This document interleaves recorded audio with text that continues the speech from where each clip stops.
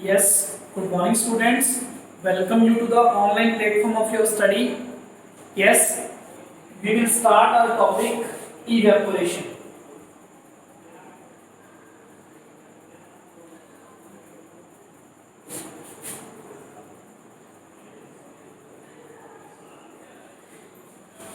इससे previous video के अंदर हमने इवेपोरेशन के बारे में बहुत अच्छे से पढ़ा था कि इवेपोरेशन होता क्या है।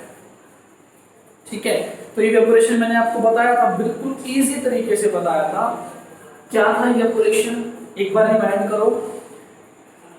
The conversion of liquid into vapours at room temperature, या फिर हम कह सकते हैं विदाउट टेकिंग एक्सटर्नल हीट। तो अब इवेपोरेशन की बात करूं तो क्या होता है, why does it cause cooling. ये क्वेश्चन मैंने आपको होमवर्क के लिए भी दिया था। Why does it cause cooling. Yes students, why does it cause cooling, मतलब इवेपोरेशन जो है वो कूलिंग क्यों कॉज करता है, या आप क्वेश्चन को कह सकते हो कि how does evaporation cause cooling, कैसे करता है। तो देखो, इवेपोरेशन में मैंने आपको सिंपली बताया था कि इवेपोरेशन में अब ना बोलिए कि पानी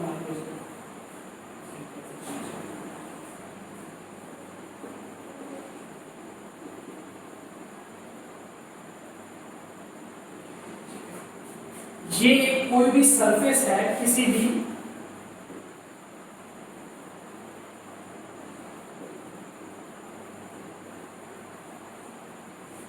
क्लॉथ का, ठीक है, सरफेस है क्लॉथ का। तो अब इसके ऊपर क्या है, वाटर ड्रॉपलेट्स। क्या है, वाटर ड्रॉपलेट्स। मतलब आपने अभी कपड़ा धोया है, सिंपली सी बात क्या है, आपने अभी कपड़ा धोया है, वाटर ड्रॉपलेट्स है। तो क्या होगा, जब इसके ऊपर सनलाइट फॉल करेगी, जब इसके ऊपर सनलाइट फॉल करेगी तो क्या होगा, जब सनलाइट फॉल करेगी तो इसके जो मॉलिक्यूल्स होंगे वो क्या करेंगे, एनर्जी गेन करेंगे। एनर्जी गेन करेंगे कहां से, देखो सिंपल सी बात, बिल्कुल दिमाग से सोच के चलना। एनर्जी गेन करेंगे कुछ सरफेस से जब मोटिवेट होंगे, और कुछ सन से। तो ये क्या करेंगे, लिक्विड टू वेपर्स जाएंगे। क्या जाएंगे, लिक्विड टू वेपर्स जाएंगे। तो ये कहां से जा रही है, इन्होंने हीट कहां से एब्जॉर्ब की है, सरफेस से। कहां से किया है, सरफेस से भी किया है ना। तो इन्होंने पीछे कैसे कपड़ा कैसे छोड़ दिए हैं, ठंडा, मतलब कपड़ा कैसा रहा, कूल रहा। कैसा रहा, कूल। तभी कपड़े जब सूखते हैं, जब हम उनको लेके आते हैं तो कपड़े कैसे होते हैं, ठंडे होते हैं। कैसे होते हैं, ठंडे। Evaporation cause cooling. और एग्जांपल अगर इसमें मैं ढंग से आपको डिस्कस करूं, आपने इवेपोरेशन की बात करनी है। इवेपोरेशन के अंदर जो हीट है वो एक्सटर्नली हम कोई सोर्स नहीं प्रोवाइड करेंगे, अपने आप होगा। मतलब सेल्फ फिनोमेना है, अपने आप होता है। इवेपोरेशन में सरफेस प्रोवाइड नहीं करते, मतलब कोई भी हीट प्रोवाइड नहीं करते। अदरवाइज इवेपोराइजेशन में हम हमेशा हीट प्रोवाइड करते हैं, कि इवेपोराइजेशन एक बॉइलिंग पॉइंट फिनोमेना है। ठीक है, तो आपने क्या समझा कि इवेपोरेशन में देखो सिंपल सी बात है कि how does it cause cooling. तो जो सरफेस के ऊपर मॉलिक्यूल्स होंगे वो एनर्जी को गेन करेंगे और इवेपोरेट हो जाएंगे, इन द वेपर स्टेट में चले जाएंगे। तो पीछे क्या टेंपरेचर छोड़ के जाएंगे, ऑब्वियसली कौन सा, देखो कहां से कहां जा रहा है। यहाँ पे टेंपरेचर क्या था, लो था। क्या था, लो था। तभी तो लो से हाई जा रहे हैं ना, लो से हाई। तो पीछे क्या टेंपरेचर रहेगा, ऑब्वियसली लो ही छोड़ के जाएंगे। तो इवेपोरेशन कॉज कूलिंग, क्या करता है, कूलिंग। जैसे इसी का एक और एग्जांपल ले लेते हैं तो बहुत अच्छे तरीके से समझ आ जाएगा। आपका मटके में पानी भरते हो, आपका एक अर्थन पॉट होता है, जो उसके अंदर हमने वाटर फिल किया। तो अर्थन पॉट में ना बिल्कुल small small small small pores होते हैं, इनफाइनाइटली बहुत स्मॉल पोर्स होते हैं। उनमें क्या होता है, जैसे हम पानी फिल करते हैं उस मटके के अंदर क्या हो जाता है, जैसे ही हमने पानी फिल किया तो इसकी जो small small small small pores थे ना, देखकर ध्यान दोगे तो बहुत अच्छे से समझ आएगा, अदरवाइज दिक्कत आएगी। इन पोर्स के अंदर क्या हो जाता है, पानी भर जाता है। जब हम क्या करते हैं, इसके अंदर पानी फिल करते हैं, अब आप ये मत कहना कि स्मॉल पॉर्स में पानी फिल हो गया तो पानी लीक हो जाएगा। बेटा इतने ज्यादा स्मॉल पॉर्स होते हैं कि हमें लीक डायरेक्शन दिखते भी नहीं, ठीक है। तो इतने स्मॉल पॉर्स होते हैं, ये फिल हो जाते हैं। इनका हम पता कैसे चलता है, जब एक सूखा घड़ा होता है ना, पानी तो उसके अंदर भरा है ना, लेकिन बाहर सारा बाहर से गीला हो जाता है, तो पोर्स फिल हो गए। वही सेम चीज सनलाइट फॉल करी, अब इन स्मॉल पोर्स में से क्या हुआ, वाटर क्या हुआ, इवेपोरेट। क्या हुआ, इवेपोरेट। मतलब वाटर कहां जा रहा है, बाहर जा रहा है, तो पीछे क्या छोड़ के जा रहा है, कूलिंग ना। तभी तो मटके के अंदर रखा हुआ पानी क्या हो जाता है, ठंडा हो जाता है। क्या हो जाता है, ठंडा। क्लियर हुआ, इवेपोरेशन कॉज कूलिंग कैसे कॉज करता है। इसके बाद बेटा इनकी जो कंसर्न नोट्स हैं वो आपको मैं सेंड कर रहा हूं, ये जस्ट आपकी एक्सप्लेनेशन वीडियोस हैं, ठीक है। तो मेथड समझ आया, कांसेप्ट समझ आया, क्या था कि जो सरफेस के ऊपर जो मॉलिक्यूल्स होते हैं वो एनर्जी को क्या करते हैं, एब्जॉर्ब करके और वेपर फॉर्म में कन्वर्ट हो जाते हैं। तो पीछे क्या टेंपरेचर छोड़ के जाएंगे, ऑब्वियसली कूलिंग ही छोड़ के जाएंगे। क्लियर हुआ। मेरा इसी के साथ कंसर्न एक टॉपिक है कि what are the factors that effect evaporation या रेट ऑफ इवेपोरेशन, कौन कौन से फैक्टर्स के ऊपर डिपेंड करता है, ठीक है। मतलब रेट ऑफ इवेपोरेशन की, इवेपोरेशन कितनी जल्दी होगी या कितनी लेट होगी, इनके फैक्टर्स क्या क्या हैं डिस्कस करेंगे। लिखो, factors affecting rate of evaporation.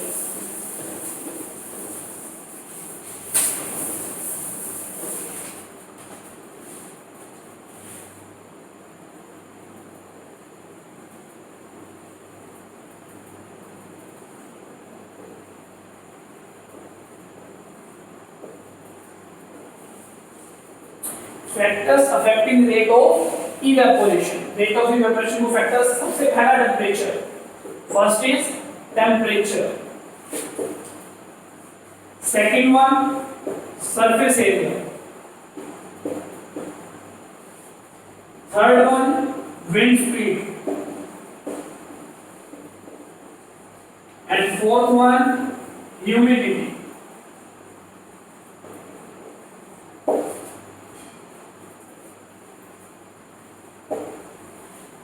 Humidity देखो, चारों फैक्टर्स को बहुत अच्छे से एक्सप्लेन करेंगे, बिल्कुल थोड़ा थोड़ा समझते चलना है तो बहुत अच्छे ढंग से रहोगे। कांसेप्ट को याद करो, लिक्विड के अंदर काइनेटिक एनर्जी ज्यादा होती है मॉलिक्यूल्स की या फिर गैसेस, ऑब्वियसली गैसेस में ज्यादा होती है। तो ध्यान से देखो, इवेपोरेशन अगर टेम्परेचर जितना ज्यादा होगा, मैं सिर्फ एक ही एग्जांपल से सब सारी चीजें क्लियर करूंगा। सिंपल एग्जांपल, आपकी मम्मी ने कपड़े धोए और आप उसको सुखाने गए, ठीक है। अब मैं कंडीशंस को चेंज करता जाऊंगा और रेट ऑफ इवेपोरेशन का डिस्कशन भी करता जाऊंगा। देखो, एक दिन गर्मी कम है, आपने कपड़े सुखाने गए हो, अगले दिन गर्मी बहुत ज्यादा है और आप कपड़े सुखाने गए हो, किस दिन कपड़े जल्दी सूखेंगे? आप सभी का एक ही आंसर होगा कि सर जिस दिन टेम्परेचर ज्यादा होगा, गर्मी ज्यादा होगा। क्लियर है। अब अगर टेम्परेचर ज्यादा है तो क्या ऐसी चीज हो रही है कि जिससे रेट ऑफ इवेपोरेशन अप जा रहा है। इवेपोरेशन है क्या, लिक्विड टू वेपर्स में कन्वर्ट होना। अब कन्वर्ट होना है तो सिंपल सी बात देखो, चलो बेटा, अगर रेट ऑफ इवेपोरेशन ज्यादा होगा टेम्परेचर के डिपेंडेंस से, तो सिंपल सी बात है कि हमारा कांसेप्ट जाना चाहिए काइनेटिक एनर्जी के ऊपर। देखो ये क्या है, एक सिंपल सा बात करता हूं कि आपके कपड़े की बात करते हैं लोग, ये क्लॉथ है, ठीक है, टेम्परेचर यहाँ पे हाई है, तो देखो ध्यान से देखो कि इवेपोरेशन क्या होता है कि इसके ऊपर सनलाइट फॉल कर रही है, सनराइज फॉल कर रही है और इसके जो मॉलिक्यूल्स हैं वो हीट ले रहे हैं, क्या ले रहे हैं, एब्सॉर्ब हीट, हीट एब्सॉर्ब कर रहे हैं और अपनी काइनेटिक एनर्जी को क्या कर रहे हैं, बढ़ा रहे हैं। यहाँ पे काइनेटिक एनर्जी कम थी, एब्सॉर्ब हीट की, काइनेटिक एनर्जी ज्यादा होगी और ये भाग गए, मतलब मोर काइनेटिक एनर्जी, काइनेटिक एनर्जी ज्यादा होगी। तो देखो जितनी ज्यादा इनको हीट मिलेगी उतनी जल्दी जल्दी ये मॉलिक्यूल्स अपनी काइनेटिक एनर्जी को बढ़ाएंगे ना। सिंपल समझ आया। तो इसीलिए temperature is directly proportional to rate of evaporation, RO in ground, rate of evaporation. अब देखो सरफेस एरिया फैक्टर क्या है। अगर मैंने कपड़े को क्या करा, ऐसे, अगर मैं सिंपली भाषा में लिखूं कि घसोड़ मसोड़ के ऐसे डाल दिया, ठीक है। तो आपकी मम्मी आपको हमेशा क्या बोलती है, बेटा कपड़े को फैलाकर डालना, क्या करना, फैलाकर डालना। तो अगर आप फैला के कपड़े को डालते हो तो आपके कपड़े की, देखो सिंपल सी बात है, एक कपड़ा आपने, एक ही कपड़ा है उसको ऐसे डाला, तो एक कपड़ा आपने फैला के डाला, अब आपके कपड़ा तो पूरा गीला है ना, पूरा गीला है ना कपड़ा, ये तो नहीं एक साइड से गीला और एक साइड से सूखा है, पूरा गीला है ना। इस साइड जो ये चीज होगी, इसके अंदर क्या कपड़े की हर सरफेस को, हर साइड को हीट मिल रही है? नहीं, हीट नहीं मिल रही, इसलिए ये एक साइड से सूखेगा और एक साइड से गीला रह जाएगा। जबकि ये है, जब फैला के डाला है तो पूरे के पूरे सरफेस को हीट मिल रही है यूनिफॉर्मली, इसीलिए वो कपड़ा पूरी तरह सूख जाएगा और रेट ऑफ इवेपोरेशन भी क्या होगा, फास्टर होगा। क्या होगा, फास्टर होगा। तो मतलब कि जितना ज्यादा सरफेस एरिया ज्यादा, रेट ऑफ इवेपोरेशन उतना ही ज्यादा। इसके साथ एक और एग्जांपल ले लो, एक पानी गिलास के अंदर रखा हुआ है, सेम सरफेस पड़ रही है, और एक पानी आपने फर्श के ऊपर डाल दिया और सेम सरफेस गिर रही है। वही गिलास पानी आपकी ग्लास के अंदर पड़ा है तो इवेपोरेट बहुत कम हो रहा है, और आपके फर्श के ऊपर पड़ा है तो वो बहुत ज्यादा हो रहा है। पानी में मैंने डिफरेंस नहीं किया, एक ही ग्लास लिया है, एक ही ग्लास फर्श पे है। तो क्लियर क्या हुआ कि सरफेस एरिया जितना बढ़ाओगे मॉलिक्यूल्स को इतना स्पेस मिलेगा इवेपोरेट होने के लिए, तो रेट ऑफ इवेपोरेशन ज्यादा होगा जब सरफेस एरिया बढ़ाओगे।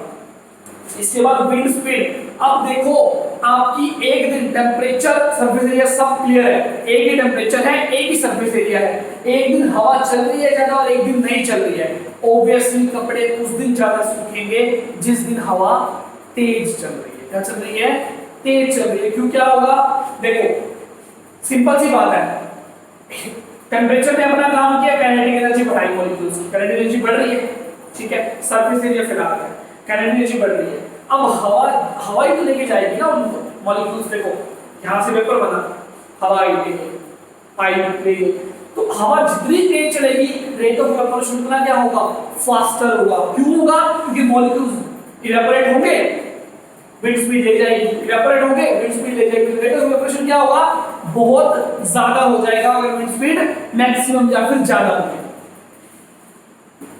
तो मतलब ये भी क्या है कि रेट ऑफ इवेपोरेशन अगर ज्यादा होगा, इसीलिए जब विंड स्पीड ज्यादा होगी। Last is humidity. पहली बात तो ह्यूमिडिटी होती क्या है क्या ह्यूमिडिटी, तो ह्यूमिडिटी होती क्या है, देखो amount of water vapours,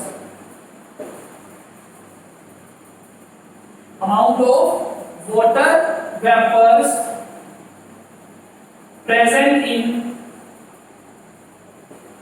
atmosphere, present in atmosphere, amount of water vapors present in atmosphere, atmosphere में कितने water vapors पहले से present हैं उसको ह्यूमिडिटी कहते हैं। कहते हैं ना आज ह्यूमस ज्यादा है, हम नॉर्मली रेज में ह्यूमस बोल देते हैं, आज ह्यूमस ज्यादा है, आज नमी है, आज मौसम में नमी कहते हैं ह्यूमिडिटी को, नमी है, या फिर चिपचिपा वाला दिन है, पसीना बहुत आ रहा है, चिपचिपा हो रहा है, तो ये ह्यूमस की एग्जांपल्स होते हैं। अब सोचो अगर ह्यूमस बहुत ज्यादा है, मतलब अमाउंट ऑफ वाटर वेपर बहुत ज्यादा है, तो आपके कपड़े जल्दी सूखेंगे या लेट। देखो अमाउंट ऑफ वाटर वेपर अगर पहले ही ज्यादा है तो आपके कपड़ों में से क्या है, लिक्विड से वेपर बनना है, तो वाटर वेपर ही बनेगा वो भी। अब पहले ही वहां पे वाटर वेपर्स बहुत ज्यादा है तो न्यू वाटर वेपर्स को वहां पे जगह नहीं मिल पाएगी, रिपल्शन होगा ना, वाटर वेपर पहले ही बहुत ज्यादा है और तो जाने के लिए वहां पे जगह ही नहीं है, बहुत कम है, तो रेट ऑफ इवेपोरेशन क्या होगा, कम होगा। उस दिन कपड़े आपके बहुत लेट सूखेंगे। क्लियर हुआ। तो ह्यूमिडिटी आपने लिख लिया होगा, ये रख कर रहा हूं, तो ह्यूमिडिटी के क्या होगा, rate of evaporation inversely proportional होगा रेट ऑफ इवेपोरेशन, मतलब ह्यूमिडिटी जितनी ज्यादा होगी रेट ऑफ इवेपोरेशन उतना ही कम होगा, ह्यूमिडिटी जितनी कम होगी रेट ऑफ इवेपोरेशन उतना ज्यादा होगा। ह्यूमिडिटी कम मतलब ड्राई डे, कैसा, हॉट ड्राई डे मतलब बिल्कुल गर्म दिन है और लू चल रही है, लू कहते हैं ना, तो यहां लिख लो ह्यूमिडिटी का अपोजिट क्या होगा, ड्राई डे। क्या होगा, ड्राई डे, जिस दिन सूखा दिन है, बिल्कुल सूखी हवा चल रही है, लू चल रही है, उस दिन कपड़े बहुत जल्दी सूखेंगे, जिस दिन ह्यूमिडिटी बहुत कम होगी। क्लियर हुए फैक्टर। इवेपोरेशन क्लियर हुआ? इवेपोरेशन से रिलेटेड जो भी आपके डाउट होंगे आप मेरे को व्हाट्सएप करोगे। आपका ये टॉपिक कंप्लीट हो चुका है। अगर आपने नोट करना है तो आप नोट कर लीजिए, यहां से स्क्रीनशॉट ले सकते हो बेटा, ठीक है।